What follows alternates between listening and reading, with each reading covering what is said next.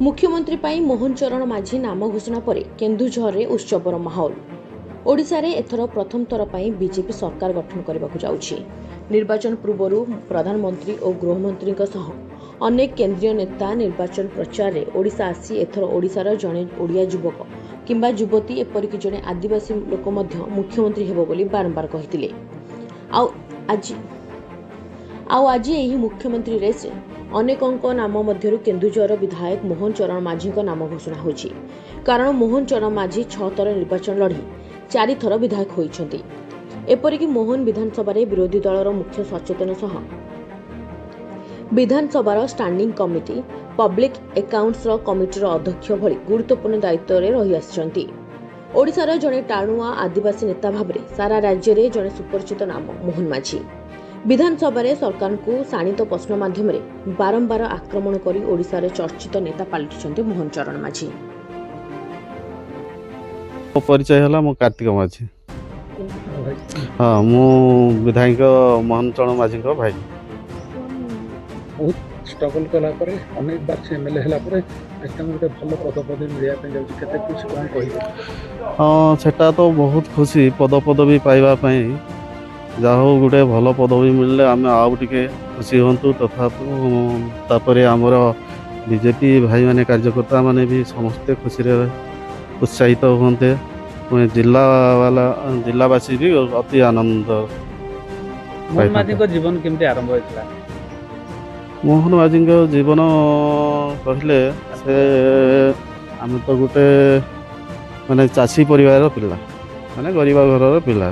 ये चाष कम से पाठ बहुत कष्ट पाठ पढ़ी पाठ पढ़िक से गाँ स्कूल रे पाठ पढ़ले तापर झुंपड़ा हाईस्कूल रे पाठ पढ़ले तापर हाईस्कूल पास कला से आनंदपुर विद्यालय रे पाठ पढ़ते। +2 सारा पर से चंद्रशेखर महाविद्यालय चंपुआ से फाइनाल ईयर कले। तापर राजनीति जीवन को आसिले समिति सभ्य स्टार्ट कले तो समिति सभ्य से परास्त है। पुणी से परास्त है झुंपुरा शिशु मंदिर जो अच्छी आमर सेठी से गुरुजी आगे कार्यरत कले। तापर पुणी सरपंच रे लड़ाई कले। सरपंच रे लड़ाई कर सारापर विन कले।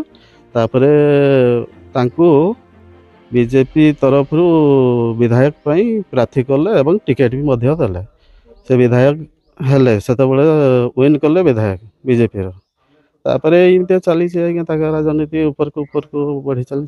हे तो सही समिति सभ्य जदि से हारी जिबा परे मन उणा कर दैथांते और राजनीति छाड़ दैथांते आज ई जगह पहुंची पानथांते ना ना राजनीति छाड़ी देथिले तो एते बाट को कोठी पहुंची पारि थांते।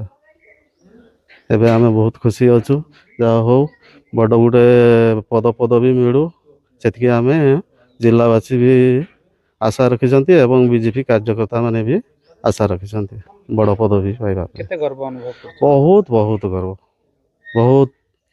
गर्व अनुभव। धन्यवाद। बहुत खुशी अच्छु कहीं ना से जड़े अति गरीब श्रेणीर पिला आज जी कि विधानसभा को जाई मंत्री पदटी पाइबा जाऊँगी आमे बहुत खुशी।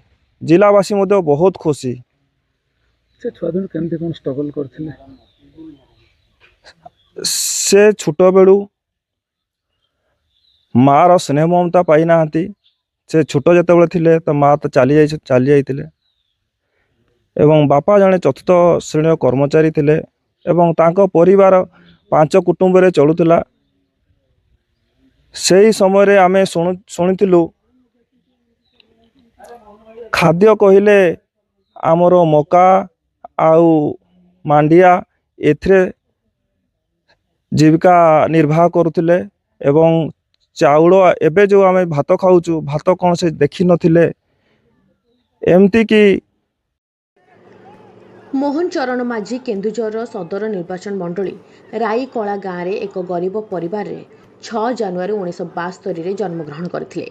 तांको बापा गुनाराम माझी गाँव में जड़े स्कूल रे पियन भाव में काम करुथिले। मोहन छोट थिबा बेले तांकर माँ आरपारी को चली जाइथिले। तांकर जड़े भाई और भौणी मध्यरु सान भाईंकर मध्य किछि मास तळे मृत्यु हो जाइछि। मोहन को परिवार लोकों को कहवा अनुसार से बहुत अभाव अनटन मध्य दुख कष्ट बड़ होइछन्ति। ସେ ପ୍ରଥମେ ଗାଁ ସ୍କୁଲ ଓ ପରେ 1983 ମସିହାରେ ଝାମ୍ପୁରା ଉଚ୍ଚ ପ୍ରାଥମିକ ବିଦ୍ୟାଳୟରୁ ମାଟ୍ରିକ ପାସ୍ କରିବା ପରେ 1990ରେ ଆନନ୍ଦପୁର କଲେଜରେ ଯୁକ୍ତ 2, 1993ରେ ଝାମ୍ପୁଆ ଚନ୍ଦ୍ରଶେଖର କଲେଜରୁ। ମୋହନ ମାଝୀ ନିଜ ରାଜନୈତିକ ଜୀବନ 1992 ମସିହାରେ କେନ୍ଦୁଝର ସଦର ବ୍ଲକ ରାଇକଳା ପଞ୍ଚାୟତର ସମିତି ସଭ୍ୟ ଭାବେ ନିର୍ବାଚନ ଲଢ଼ି ପରାଜିତ ହୋଇଥିଲେ। ଏହାପରେ ସେ ଝାମ୍ପୁଆ ସ୍ଥିତ ସରସ୍ୱତୀ ବିଦ୍ୟାମନ୍ଦିର ସ୍କୁଲରେ ଶିକ୍ଷକତା କରିଥିଲେ। ପରବର୍ତ୍ତୀ ସମୟରେ 1997 ମସିହାରେ ରାଇକଳା ପଞ୍ଚାୟତର ସରପଞ୍ଚ ଭାବେ ନିର୍ବାଚନ ଲଢ଼ି ବିଜୟୀ ହୋଇଥିଲେ। ବ୍ୟୁରୋ ରିପୋର୍ଟ, ଜେଭା ନ୍ୟୁଜ୍।